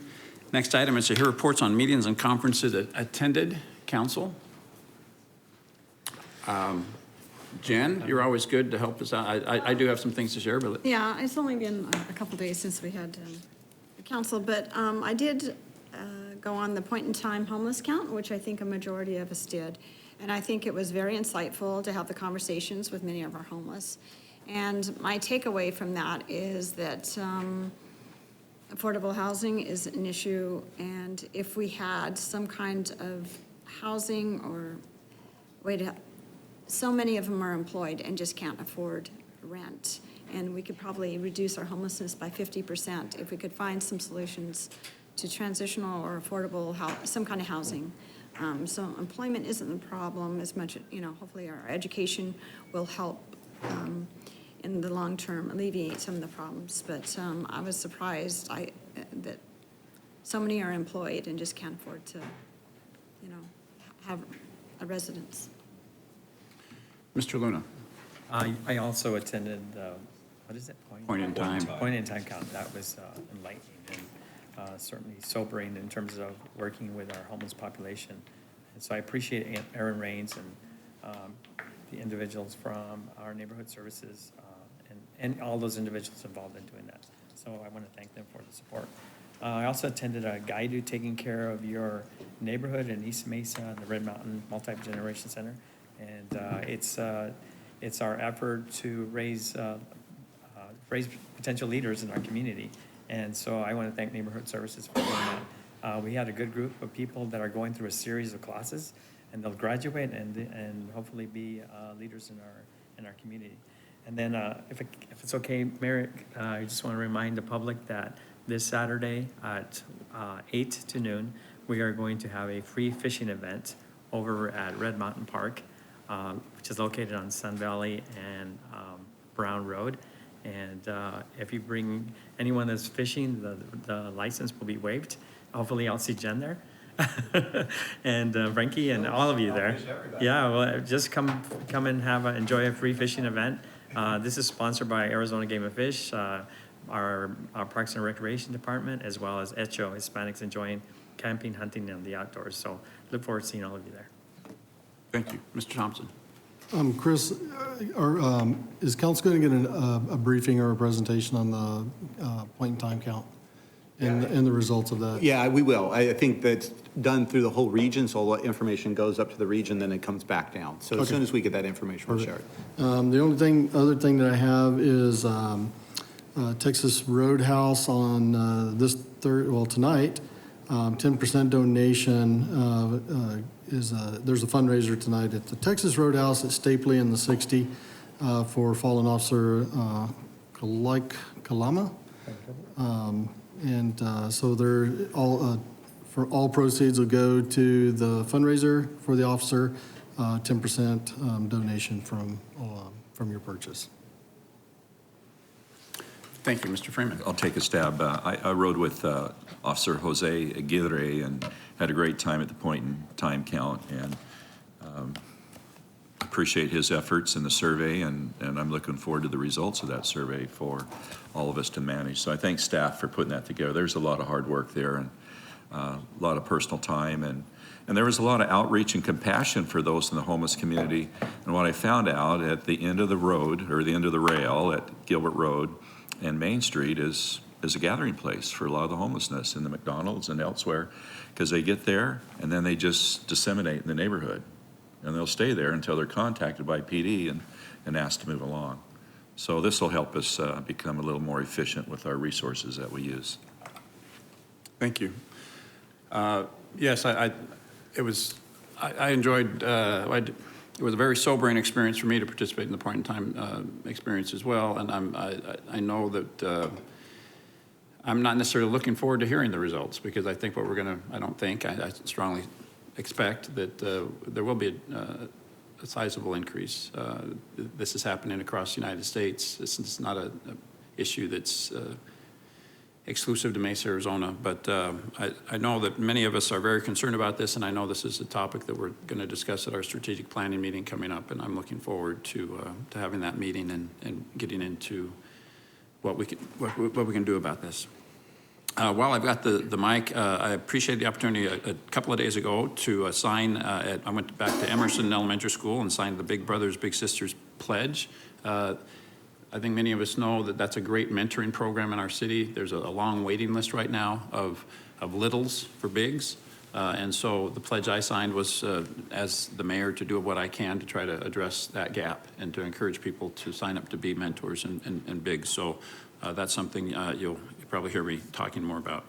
Also, as I indicated in our last meeting, I went back to Washington, D.C. for a one-day trip yesterday to be at the invitation of the White House to be there for the signing of the USMCA agreement. That was a very monumental day, very important for the state of Arizona, very important for Mesa, Arizona, particularly given our emphasis on Skybridge and the trade between Mexico and the United States. It's really going to be hubbed and located in Mesa, Arizona. So that was a significant day for our community, and I appreciated the chance to be there to represent our city there. Also, I'm moving to the calendar for just a moment. I'll take a moment just to, again, remind and encourage everyone to participate in the State of the City event that's going to be next Tuesday at our conference, our convention center. Begins at 8 a.m. If you're not able to attend personally, you can watch it on Channel 11, also on channel11.com live, or I'd invite you to go to the mayor's Facebook page where it'll be streamed. So that's going to be a great opportunity to talk about how Mesa's doing, what we hope to do in the future. Several of the issues that we talked about today will be included in that presentation. So thank you for all the help in getting ready for that event.